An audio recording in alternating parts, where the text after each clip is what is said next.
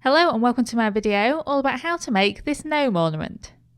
It doesn't take long to make and it's ideal to hang on your Christmas tree.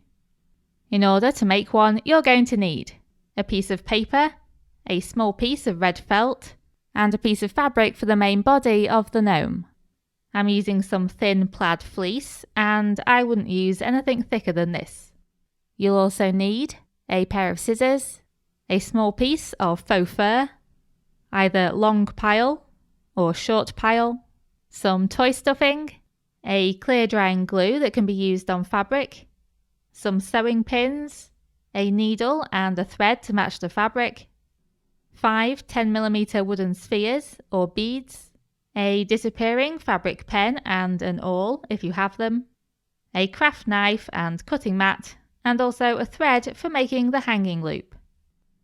And I just want to add here that if these ornaments are going to be around babies or small children, then the wooden spheres could be a choking hazard.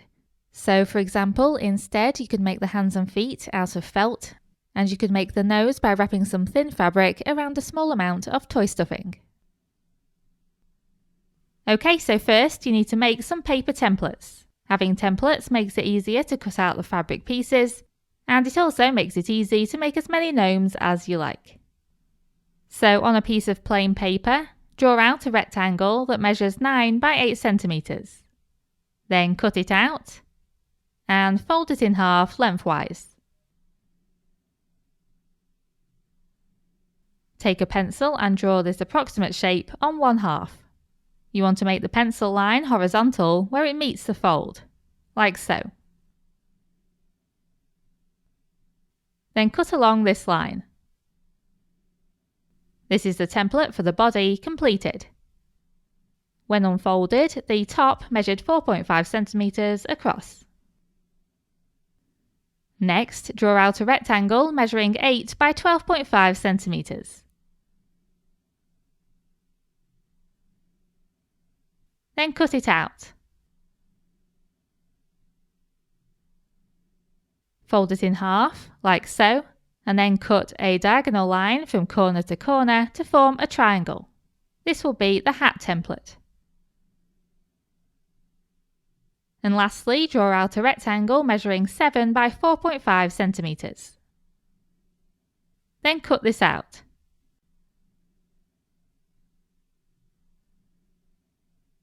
This will be the arm template. And now we cut out the fabric pieces. So take the hat template and draw around it with a fabric pen onto some felt. Then cut along this line. If you don't have a fabric pen, feel free to just hold the template onto the felt and then cut around it. I then tried to draw around the body template onto the fleece, but my fabric pen doesn't work very well with fleece. So I ended up instead cutting out a piece of fleece at least 2 times the width of the template.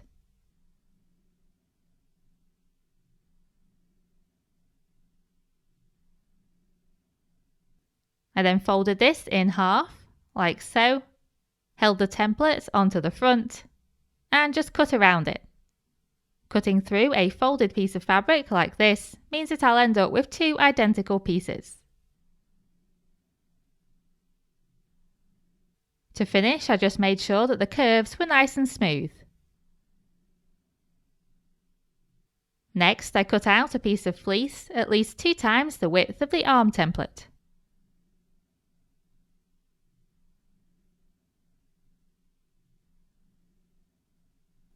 I then cut this piece in half. Then I held the template on top and just cut around it, like so. This gave me 2 identical arm shapes.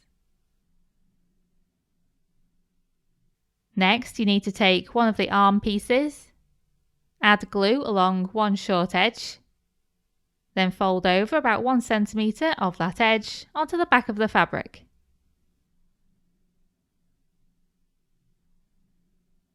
Then do the same for the other piece and then leave these to dry. We then need to fold each of the arms right sides together, like so, and backstitch across this long edge. I have an entire video all about the backstitch if you need some help, but I'll do a quick demo right now. I'm using a white thread so that you can see it, but you would use a thread that matches the fabric. The first thing you need to do is secure the thread to the fabric at one end of the seam. To do this, you just take the needle in and out of the fabric and then tie a double knot. I then like to go through both layers of the fabric a few times just to strengthen the end of the seam.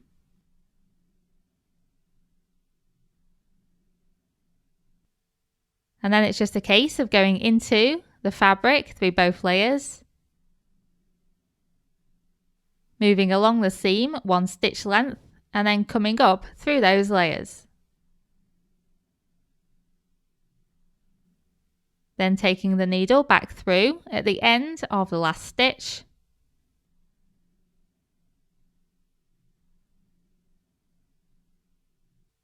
And then going forward 2 stitches and coming up through the fabric.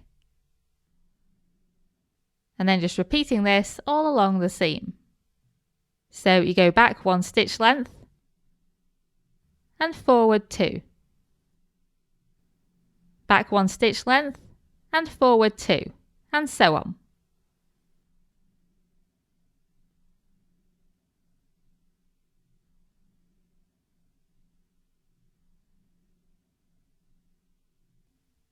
Then at the end, you just secure the thread as you did at the beginning.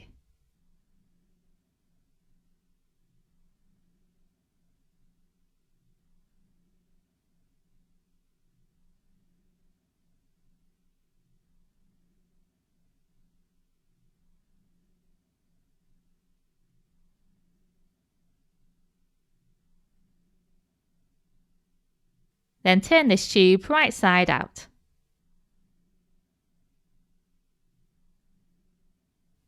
This can be quite fiddly, so you might want to use a chopstick or a pen or something similar to help you.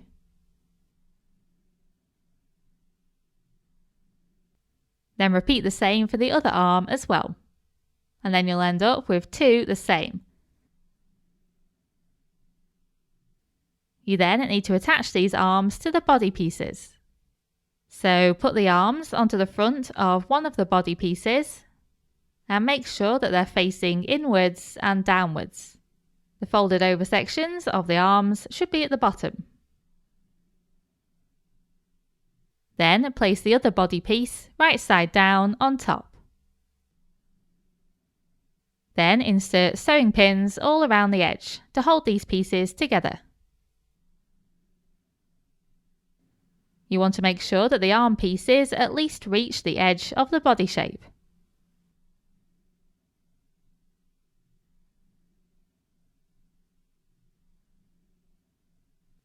Then use the back stitch again to sew along these edges, but make sure you don't sew along the top. It's best to use short stitches to do this, especially across the arms, because they're stronger.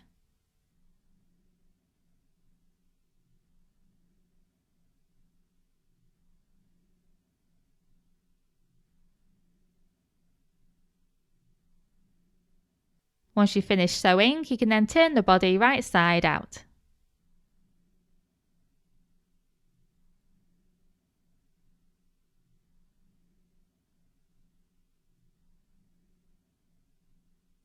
Next, add a bit of stuffing inside the body, like so. I personally use the contents of an old pillow.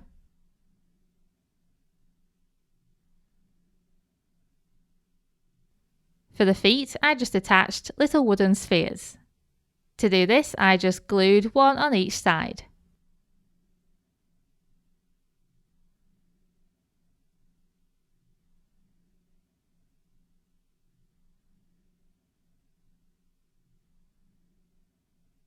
To finish the arms, I first added a little bit of stuffing, and I had to use some scissors to help me.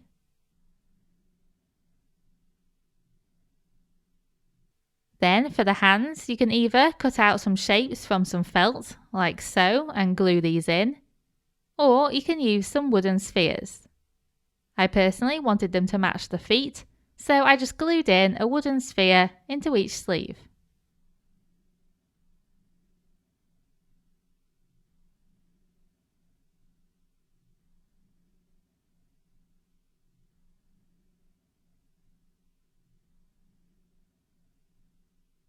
Whilst this glue is drying, you can then make the hat. So just fold the triangle in half and backstitch along this edge. This is done in exactly the same way as the previous seams, and felt is really easy to sew.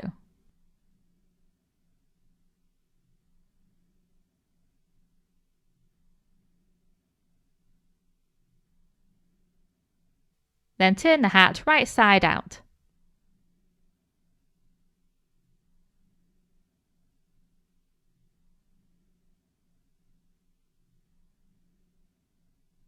Your hat is now complete.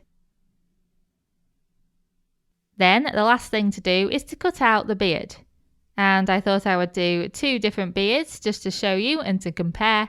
And one of those is from grey long pile faux fur, and one is from white short pile faux fur. You first need to mark on the back of the faux fur how wide the top of the body is. Then you need to put this on a craft mat and use a craft knife to cut through the back of the faux fur. I first cut out a kind of rectangle shape, like so.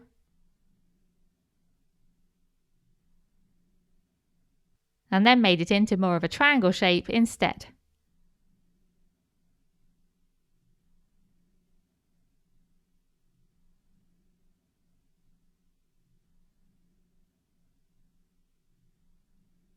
I then did the same with the white short pile faux fur.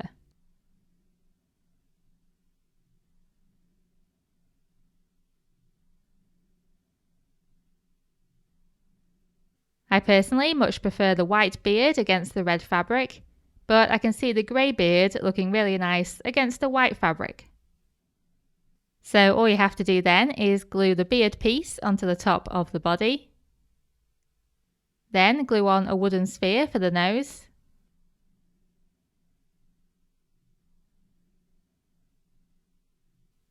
And then glue on the hat.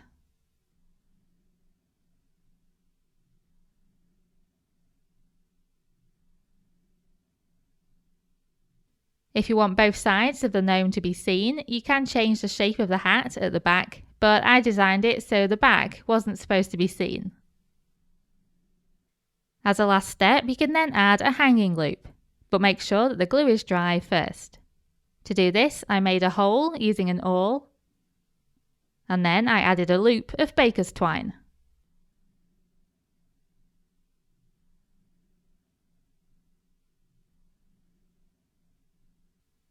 And that's it, the gnome ornament is now complete.